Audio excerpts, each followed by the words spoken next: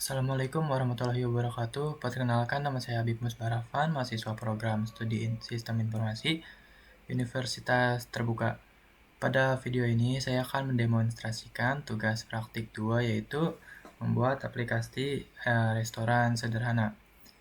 Pertama, saya telah menerapkan konsep Object Oriented Programming dengan membuat dua kelas pendukung, yaitu kelas menu dengan atribut nama, harga, dan kategori, serta kelas pesanan untuk menyimpan menu dan jumlah pesanan pelanggan ke dalam keranjang. Saya juga menggunakan struktur data array berkapasitas 100 untuk mengelola data menu dan keranjang belanja.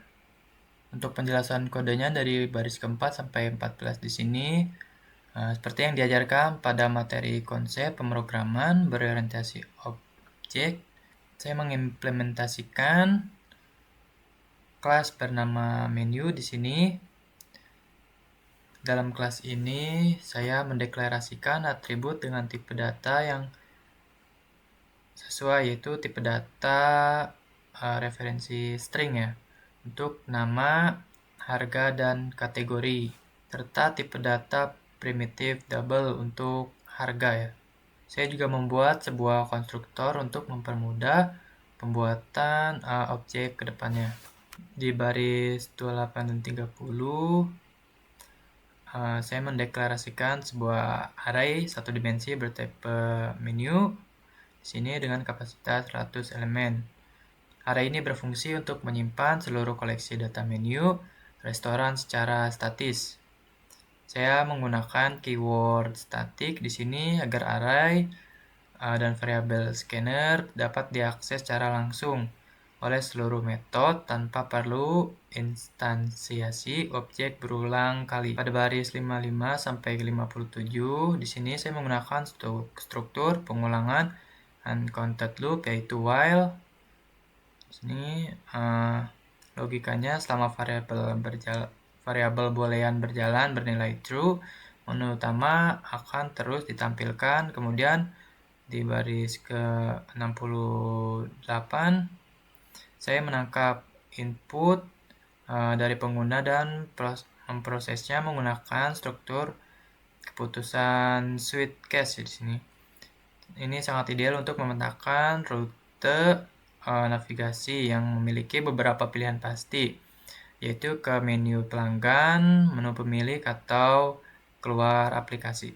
Baris ke-85 saya mengimplementasikan for loop untuk menelusuri seluruh array menu di dalam looping tersebut.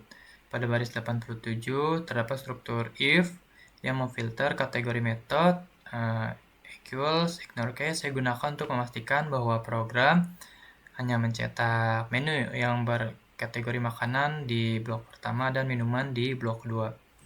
Di baris ke-112 kembali menggunakan while true agar pelanggan dapat memasukkan pesanan tanpa batas iterasi.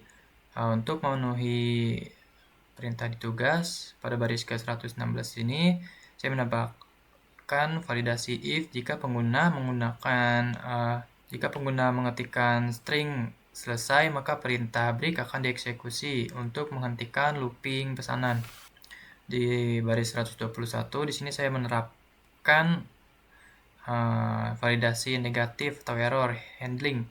Jika sistem tidak menemukan nama menu yang diketik, misal index sama dengan -1, maka struktur if akan memicu perintah continue. Perintah ini akan memaksa program untuk mengulang pertanyaan input tanpa membuat aplikasi crash atau tertutup.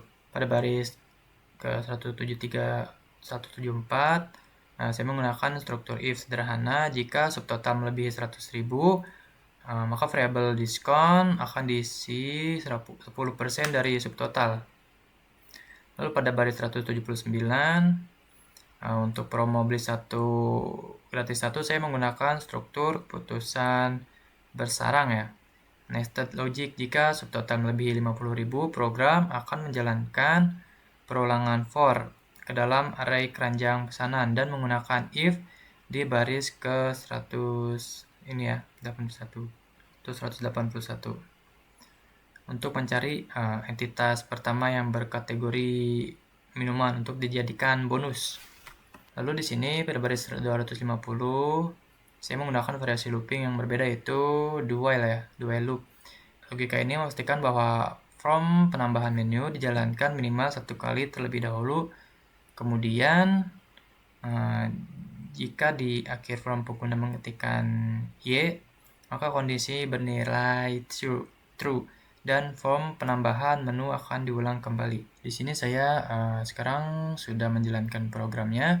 Saya sudah menginisialisasi 4 menu makanan dan 4 menu minuman ke dalam sistem. Kita akan masuk ke mode pemilik restoran terlebih dahulu di sini. Di sini saya akan mencoba fitur tambah menu baru. Untuk fitur ini saya menggunakan struktur pengulangan do while. Hal ini memungkinkan pengguna untuk menambahkan beberapa menu baru sekaligus secara berurutan. Saya akan ketik satu di sini. Ini misalnya saya memasukkan nama menu kue, harganya 15.000, kategori makanan. Setelah berhasil ditambahkan, kita ada pilihan untuk menambahkan menu lain lagi atau tidak di sini. Di sini saya akan mencoba menambah menu lain lagi ya di sini, tik Y. Dengan adanya program tambah menu lain lagi ini, kita tidak perlu kembali ke menu utama setiap kali selesai menambahkan satu item menu kue ini. Itu satu item yang kalian tambahkan sebelumnya. Kalau sudah selesai, pencet tidak, dan dia akan kembali ke menu ini ya, menu yang pemilik. Selanjutnya untuk fitur ubah harga dan hapus menu, saya menerapkan struktur keputusan bersarang atau nested if. Sebelum data benar-benar dihapus atau diubah, sistem akan meminta konfirmasi jika saya mengetik ya, maka data dalam array akan dimodifikasi. Saya di sini juga menerapkan validasi ya. Jika kita sengaja memasukkan teks sembarangan saat sistem meminta nomor menu, program tidak akan error.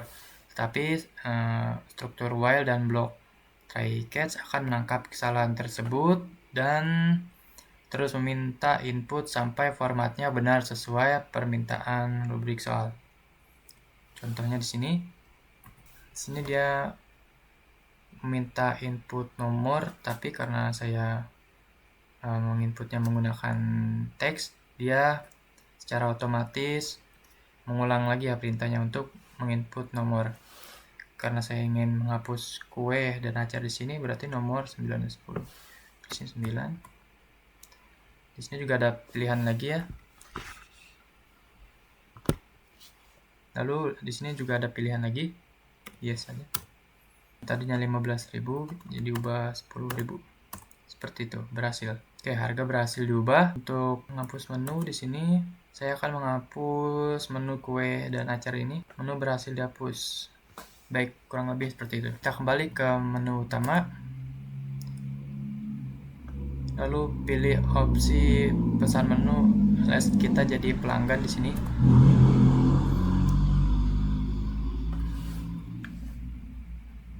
Nah, ini daftar menunya. Di sini ada 4 makanan dan 4 minuman ya. Karena tadi seharusnya ada kue dan acar, tapi karena saya sudah menghapus keduanya, di sini juga jadi tidak terlihat lagi. Sekarang kita beralih ke fitur pemesanan untuk pelanggan. Saat menu ditampilkan, saya menggunakan pengulangan for dan struktur keputusan if untuk mengelompokkan tampilan array berdasarkan kategori makanan dan minuman secara rapi. Ketika memesan, pelanggan bebas memasukkan item tanpa batas menggunakan pengulangan while to true. Mari kita tes di sini. Jika saya mengetik menu yang tidak ada di daftar, sistem akan menolak dan meminta input ulang ya.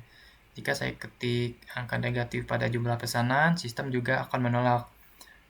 Lalu nanti untuk mengakhiri pesanannya sesuai instruksi tugas, saya cukup mengetikkan kata selesai ya. Dan sistem akan langsung keluar dari looping menggunakan perintah break. Kita ambil contoh menu yang tidak ada di daftar. Di sini karena tadi saya sudah menghapus menu kue, seharusnya dia sudah tidak ada di daftar ya.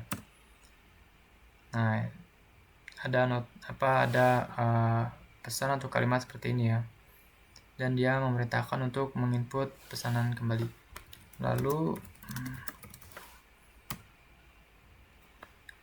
kalau kita memesan jumlah pesanan negatif, dia juga nggak bisa ya, harus menggunakan pesanan dengan angka yang positif di sini.